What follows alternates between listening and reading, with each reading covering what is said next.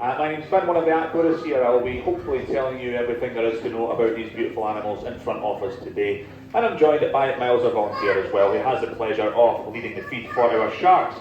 And just before he gets started with that, a couple of things. The first one, as I'm sure most of you will be aware, sharks are carnivores. They like to eat meat. In the ocean, that is going to be fish and squid, prawns, crabs, that sort of stuff.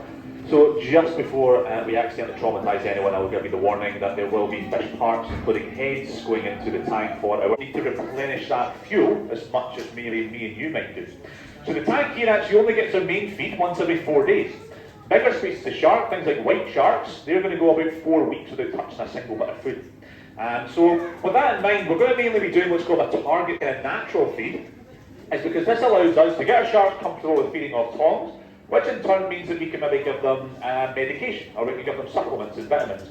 We can get their monthly weigh-ins, we can get their weekly health checks, whatever it might be, all with getting them comfortable with going off these tongs.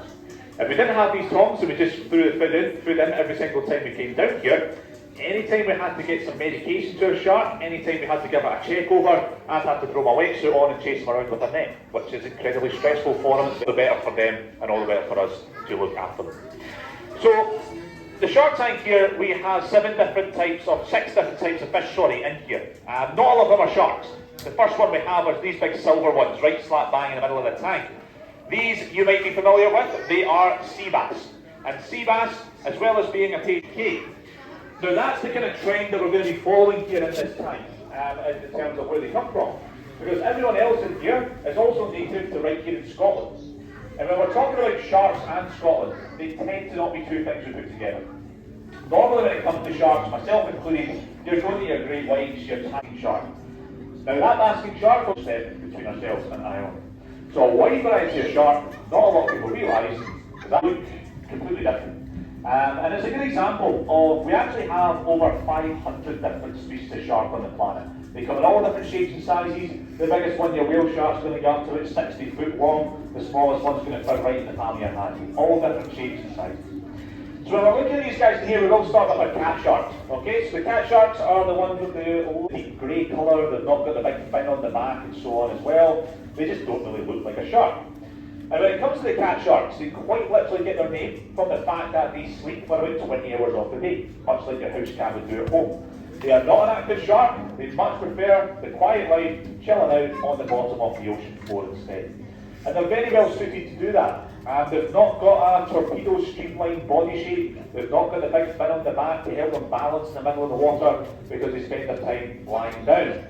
Now what they are very good at is they've got a much more slender snake-like body, which is going to allow them to get into those cracks and crevices and the nooks and crannies in the rocky seabed, which is where their prey is going to live. But it also means that they can get themselves into shelter. Because even though they're a shark, there's always going to be a bigger fish out there, or a seal, or something like that, that might fancy themselves a shark for their tea. Now compare a cat shark, they're a bit more of a shark. And again, the lovely grey colour, the big fin on the back as well. Now what that tells you about the smoothhound is they are an active open ocean swimmer. They are swimming around all the time. That big fin on the back helps the shark to balance and stops it from doing that and going belly up in the water. They're classed as a threatened species as well. And that means they're going to be, and one of the main obstacles that our sharks actually have to come across is their own undoing. And that is that their life cycle is much longer than a fish in the ocean.